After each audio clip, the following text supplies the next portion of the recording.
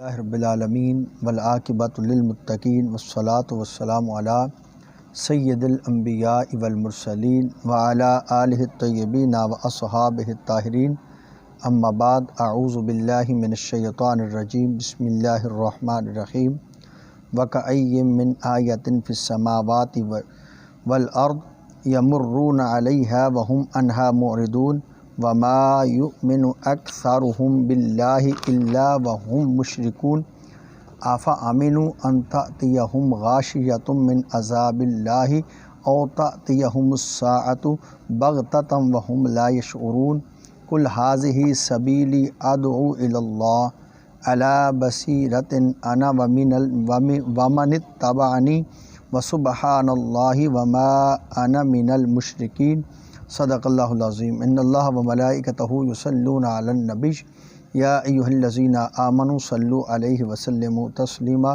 اللہم صلی علی سیدنا و مولانا محمد وعلی آل سیدنا و مولانا محمد وبارک وسلم وصلی علیہ۔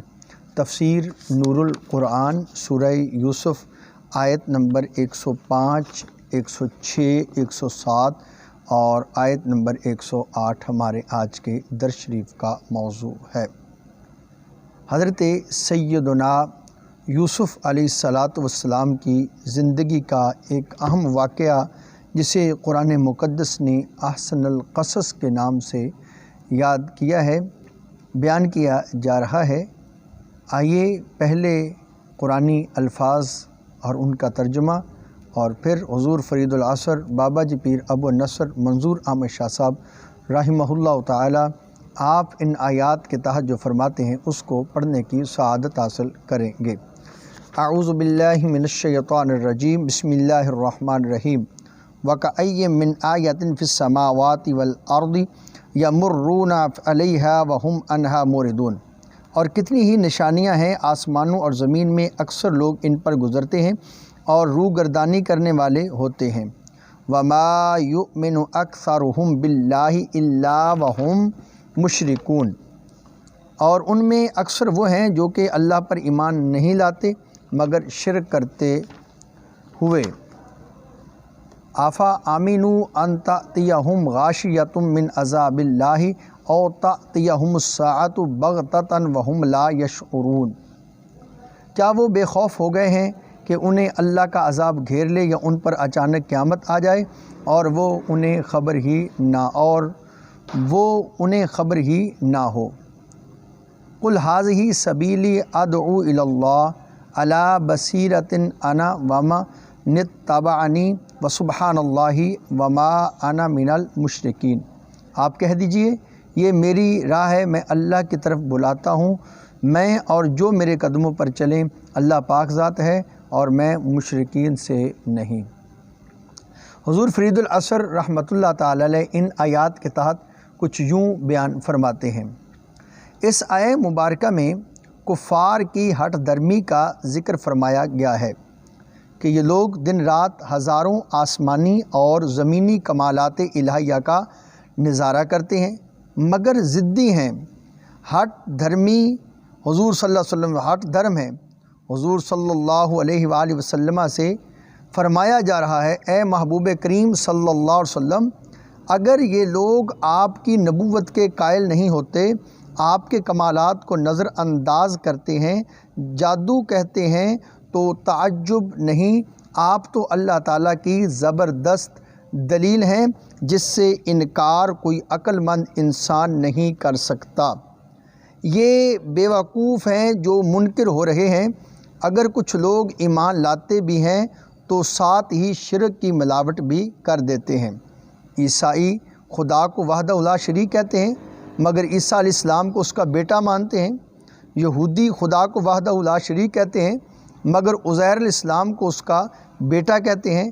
اے محبوب کریم صلی اللہ علیہ وسلم، کیا یہ لوگ اس بات سے بے خوف ہو گئے ہیں کہ پہلے انبیاء علیہ السلام کی امتوں کی طرح انہیں بھی آسمانی یا زمینی عذاب گھیرے یا اچانک یکدم ان پر قیامت آ جائے؟ اس صورت میں ان کا ایمان لانا بیکار ہو جائے گا۔ عذاب نازل ہو جانے کی انہیں خبر ہی نہ ہو، انہیں بتائیے یہی میرا راستہ ہے، تمہیں نیکی کی طرف بلاتا ہوں، اللہ کی راہ دکھاتا ہوں۔ اللہ نے مجھے سراج منیر بنا کر بھیجا ہے، میرے ہوتے کسی اور روشنی کی ضرورت نہیں، جیسے دن کے ہوتے کسی ستارے کی محتاجی نہیں۔ میں آفتاب نبوت ہوں، میری اتباع شریعت کی پیروی کرنے والے صحابہ، تابعین، تبع تابعین، علماء، صلحاء کے پاس ہے جو قیامت تک رہے گی۔